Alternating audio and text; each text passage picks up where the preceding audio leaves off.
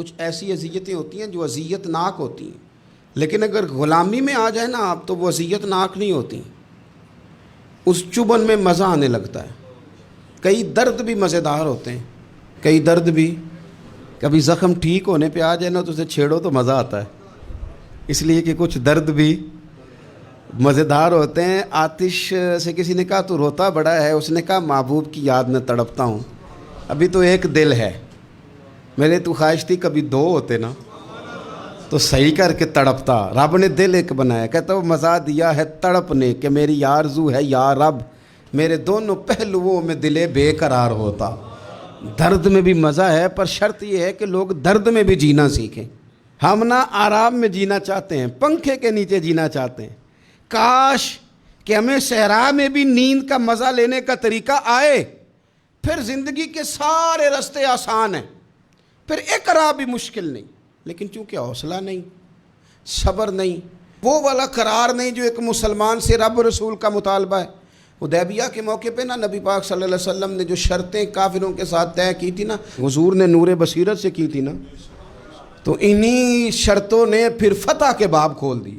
ان فتحنا لک فتحا مبینا۔ ایک شرط یہ تھی کہ اگر کوئی مسلمان مدینے سے مکے آئے گا تو مکے والے واپس نہیں کریں گے، رکھ لیں گے۔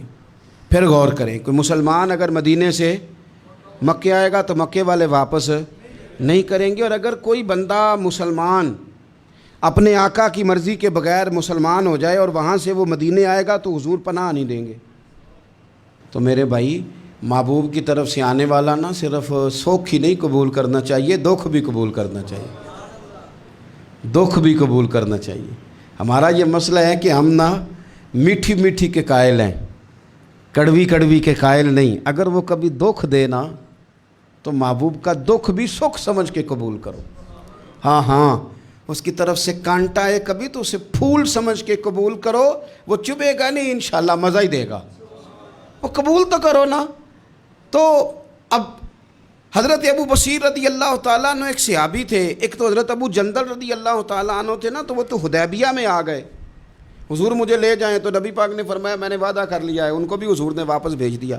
اور یہ بیچارے نا اپنے آقا کی جیل توڑ کے مکے سے بھاگ کے مدینے آئے۔ یا رسول اللہ مجھے قبول کر لے، میں بھاگ آیا ہوں، وہ بڑا ظلم کرتے ہیں، مارتے ہیں، تکلیف دیتے ہیں۔ وہ آئے تو ادھر سے نا اس کے مالک نے ایک دو بندے بھی بھیج دیے رکا دے کے کہ یا رسول اللہ آپ کا تو وعدہ تھا کہ آپ بندہ رکھیں گے نہیں۔ یہ آئے اور رکا بھی آ گیا۔ اب ذرا منظر کو سمجھیں۔ ہمارا تو یہ مسئلہ ہے کہ کہتے ہیں کہ میری 99 باتیں مانی ہیں، ایک نہیں مانی، لہذا میرا تعلق ہی کوئی نہیں۔ لیکن یہاں کیا کیفیت ہے؟ بندہ رو رہا ہے، تڑپ رہا ہے، حضور میں مار سے بچتا ہوا آیا ہوں، جیل توڑ کے آیا ہوں، مجھے قبول کر لیں۔ ادھر رکا آ گیا کہ آپ کا وعدہ تھا رکھیں گے نہیں۔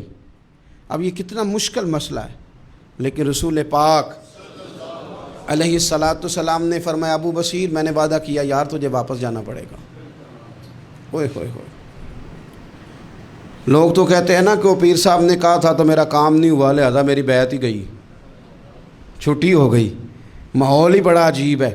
حضور نے فرمایا واپس جا، لیکن جے کر یار دے نام دا ملے مینا، پھر انہوں چولی پا لئیے مینے نو پنجے سٹیے نا، جے کر یار دے نام دا، سامنے والے نے تانا سمجھ کے دیا تھا پر یار کے نام کا تھا نا، اس نے کہا لا صحیح سونے کے نام کا ہے نا، تانا ہوا تو کیا ہوا، جے کر یار دے نام دا ملے مینا، انہوں چولی پا لئیے پنجے سٹیے نا، تے جے کر یار دے نام دی ملے سولی، پھر جھوٹا جھوٹ لئیے تے پیچھے ہٹیے نا، جھوٹا جھوٹ لئیے۔ اب لکھنے والے کا بھی اپنا انداز ہے نا، کہتے ہیں یہ بھی میرے لیے جھولا ہی ہے، یہ بھی آرام کی جگہ ہی ہے، جھوٹا جھوٹ لئیے تے پیچھے ہٹیے نا۔ حضرت ابو بصیر رضی اللہ تعالیٰ عنہ سے حضور نے فرمایا واپس جانا ہے، کہ سونے ٹھیک ہے، کوئی شکوہ نہیں، کوئی گلہ نہیں، یہ بھی میرے محبوب کا حکم ہی ہے۔ اور کیا بات ہے، میرے نبی وعدوں کے پکے ہیں، کیا بات ہے، حضور نے جو کہا کر کے دکھایا۔ کہتے ہیں میں واپس جا رہا تھا، ایک دو بندے ساتھ تھے، جب مدینے کی حد گزر گئی نا، حضور نے تو کہا تھا نا مدینے میں پناہ نہیں دینی، تو میں نے اس سے کہا یار تلوار بڑی سونی ہے، ذرا دکھانا۔ اس نے دکھائی تو ایک کی میں نے گردن کاٹ دی، دوسرا ویسے ہی بھاگ گیا، اور بھاگ کے حضور کے پاس آیا، جی اس نے تو مار دیا ہے۔ تو سرکار فرمانے لگے میں نے تو وعدہ پورا کیا تھا نا، تم سے نہیں سنبھالا گیا تو معاملہ تمہارا ہے۔ اب حضرت ابو بصیر رضی اللہ تعالیٰ عنہ واپس آئے، عرض کی حضور اب میرے لیے کیا حکم ہے؟ حضور نے فرمایا میاں حکم وہی ہے، مدینے میں ہم نہیں رکھ سکتے تم۔ مدینے میں صحابہ تھے نا، حضور کی باتوں سے خوشبو لیتے تھے، مدینے میں نہیں رکھ سکتے۔ حضرت ابو بصیر کہتے ہیں میں مدینے کی سرحد سے نکل گیا، اس جگہ چلا گیا جو نہ مکے کی ریاست میں تھا نہ مدینے کی، ایک مقام ایس تھا جہاں میٹھے پانی کے کنویں تھے، وہاں رہنے لگا۔ حضرت ابو جندل کو پتہ چلا کہ ایک نیا ٹھکانہ بن گیا، وہ بھی جیل توڑ کے آ گئے، 70 بندے آ گئے، وہاں سے قافلے گزرتے تھے کافروں کے، یہ بھی مسلمانوں کو تنگ کرتے تھے، اگر مکے سے کوئی قافلہ گزرتا تھا تو ہم نے بھی ان کو پکڑا، کافر کا مال مال غنیمت اسباب بن گیا۔ اور وہ جب قافلہ لے کے آتے تھے تو ڈرے ہوتے تھے، اور ان کو تو ستایا تھا نا، کہتے ہیں ہمیں ستایا بڑا تھا، ہم تو انقلابی بن گئے تھے، ہم تو رکھ لیتے نا، بڑی منت کرتے، بڑی جان مشکل سے چھڑاتے۔ 70 بندے ہو گئے، پھر 300 ہو گئے۔ تب وہ بصیر کہتے ہیں دنیا مدینے جاتی تھی لیکن ہم تڑپتے تھے، ہم تڑپتے تھے، روت لنگ گئی ہے پھر باہر آندی تے اج چٹھیاں مدینے آئیاں نہیں۔ ہم تڑپتے تھے کہ یار کوئی موقع ملے، روز رات کو روتے تڑپتے۔ 300 انقلابیوں کا جتھا صبر سے بیٹھا ہے مدینے کی سرحد پہ، اندر آنے کی اجازت نہیں، پر غلامی میں روز اضافہ ہو رہا ہے۔ صبر دیکھو، غلامی میں روز اضافہ ہوتا ہے۔ تنگ آ گئے کافر، پہلے بڑی ڈینگیں مارتے تھے کہ دیکھو ہم نے کیسی شرط منوائی ہے، کیسی شرط منوائی ہے کہ ان کا بندہ آئے گا تو ہم واپس نہیں کریں گے، ہمارا جائے گا تو انہیں کرنا پڑے گا۔ پھر اتنے تنگ آئے کہ خود آ کے کہنے لگے حضور مہربانی کریں یہ شرط تو ختم کریں نا، اور ان 300 کو تو مدینے بلائیں، مہربانی فرمائیں۔ حضور بڑے خوش ہوئے، آج غلاموں کے نام پیغام لکھا، غلاموں کے نام پیغام لکھا، چٹھی لکھی حضور نے۔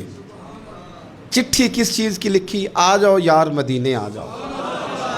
چٹھی آئی مدینے آنے کے لیے، حضرت ابو بصیر کے نام چٹھی گئی، آ جا یار مدینے، آ جا تیرے نام پیغام سب لائی ہے سرکار نبی سے، اور آیا ہے بلاوا مجھے دربار نبی سے۔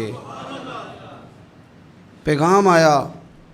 حضرت ابو بصیر اتنے بیمار تھے کہ نزع کا عالم تھا، لیکن اس عالم میں بھی انتظار تھا۔ اس آخری ویلے اکھیاں میریاں رات تکنائے تیرا تے سجنا کچھ بھی نہیں جانا، یہ پا جاویں ایک پھیرا تے سر میرے تے آن کھلوویں تے پھر پردہ رہ جائی میرا، سوکھا نکلے صاحب ظہوری یہ ویخ لوے مکھ تیرا۔ حضرت ابو بصیر کو نا وہ رکا گیا، حضور کی چٹھی گئی تو یوں چٹھی پڑھی، حضور نے فرمایا آ جا نا، رستہ کھل گیا ہے، تو آ جا، کھل گیا رستہ۔ دعا فرماؤ مدینے کے رستے کھل جائیں، کرو نا یار دعا مدینے کے رستے کھل جائیں۔ کچھ ایسے ہیں جنہوں نے سارے دکھ سنانے ہی مدینے جا کے ہوتے، کچھ لوگ ایسے ہیں جن کے دل اور کلیجے پھٹنے کو آ گئے، دعا کرو رستے کھل جائیں۔ حضور نے فرمایا آ جا تیرا راہ کھل گیا۔ حضرت ابو جندل کہتے ہیں میں سرانے کھڑا تھا، حضرت ابو بصیر کے خط پڑھا، مسکرائے، اشارے سے کہنے لگے کہ دیکھ میرے نبی کا خط ہے، حضور کی چٹھی میرے نام آئی ہے، پڑھنا۔ تو میں نے بھی پڑھی، پہلے روئے پھر کلمہ پڑھا، پھر میرا ہاتھ تھاما، روح ہی پرواز کر گئی ہمیشہ کے لیے، ہمیشہ کے لیے۔ وہ ظاہری جسم کے ساتھ تو مدینے نہ پہنچے، پر قبر میں گئے تو مدینے والے کی زیارت نصیب ہو گئی، قبر میں حضور کی زیارت نصیب ہو گئی، قبر میں۔ حضرت ابو جندل کہتا ہے میں نے جنازہ پڑھا، اور اسی مقام پہ جہاں انہوں نے انتظار کیا تھا نا، وہ مقام میں انتظار ان کا مزار بنا، مزار کے ساتھ مسجد بنی، مسجد کا نام مسجد ابو بصیر رکھا گیا۔ انہوں نے اس انتظار میں جان دے دی، پر صبر کیا، شکوہ نہیں کیا۔